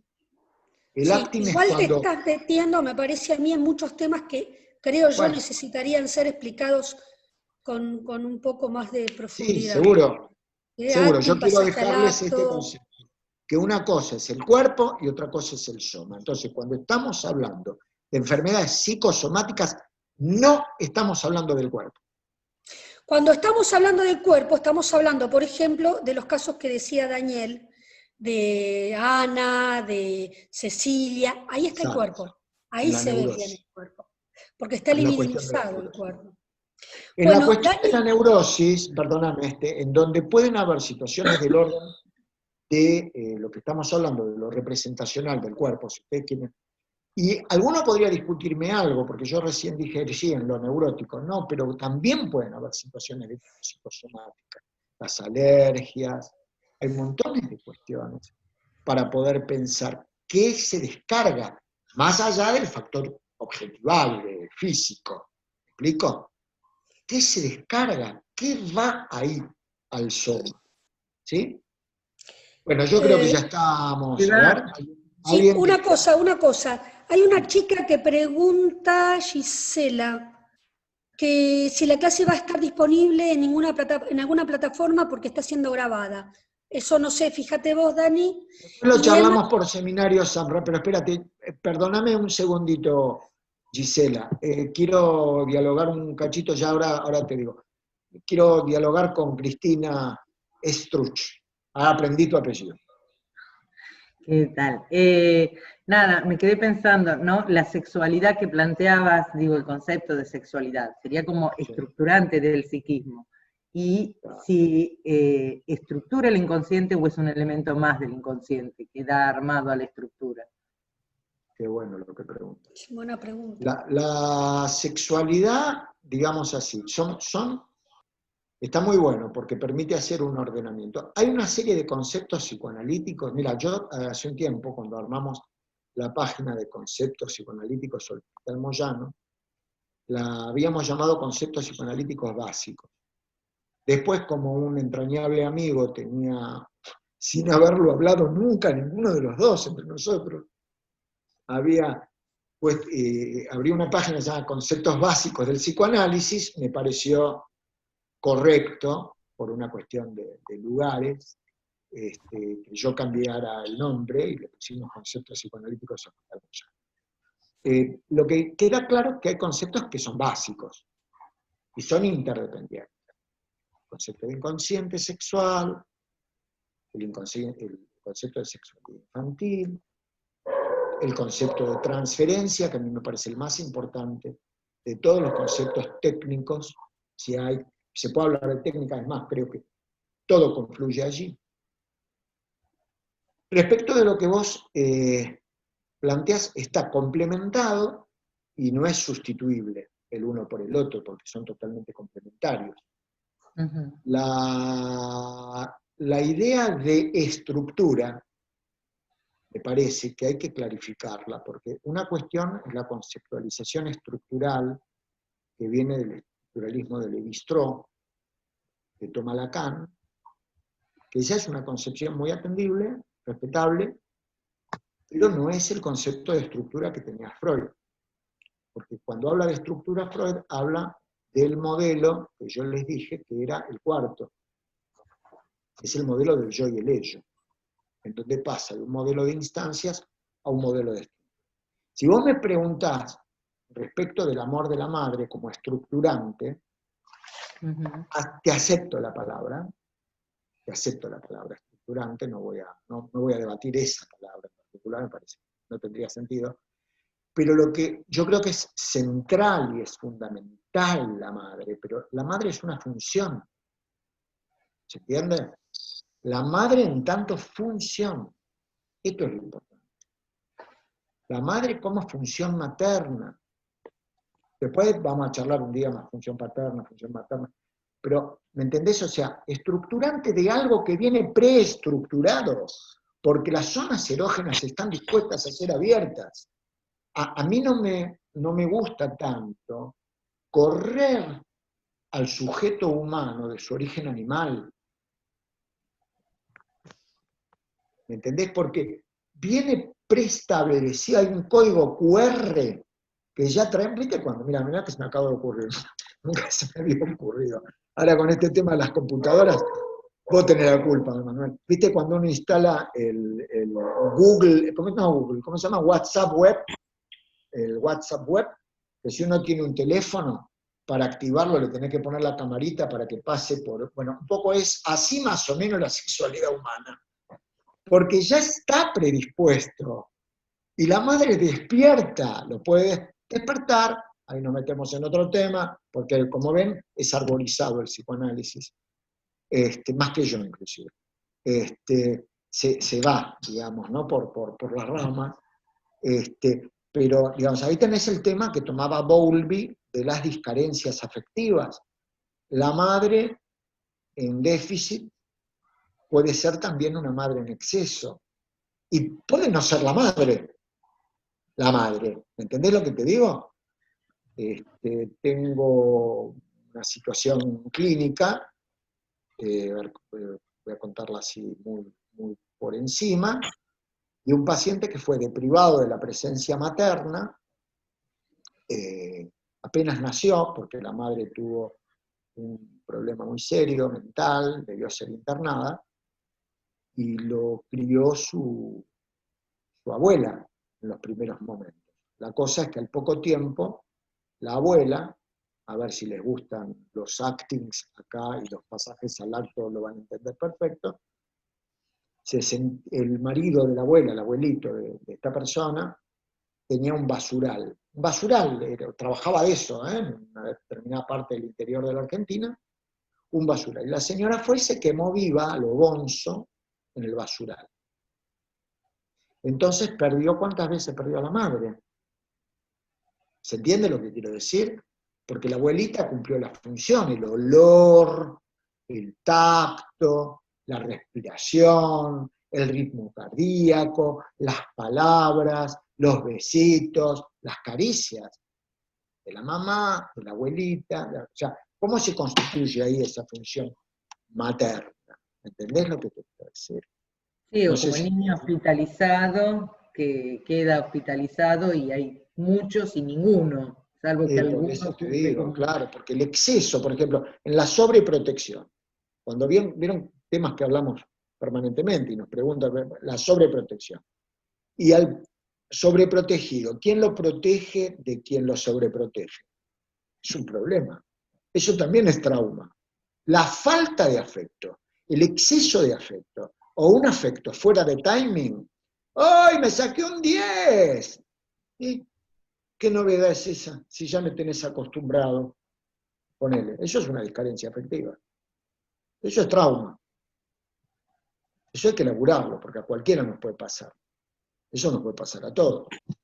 Esa cosa exagerada, ¿me entendés? Pero fuera de timing, o sea, no es momento. Un pibe viene y te dice que se mandó un... A ver, tengo que luchar contra no decir malas palabras. Mandó un lío, vamos a decir así. Un lío enorme. ¿Y vos qué vas a hacer? ¿Qué le vas a decir? Uy, qué lindo el nene, qué lío que se armó, lo volvés loco. Ahora, ¿qué vas a hacer también? ¿Te vas a partir en la cabeza un jarrón? Poco. Es decir, hay que encontrar, por un lado por la cuestión de la violencia, pero por otro lado, pensándolo en estos términos, porque es absolutamente incongruente. Deja trauma en un extremo, en el otro extremo, y en el deslinde temporal, ¿sí? Que no sea adecuado. ¿Sí? Vos, Clau Besaro, te debes acordar que yo siempre he hablado de esto, ¿no? Es fundamental, por ejemplo, en el paciente fronterizo. Bueno.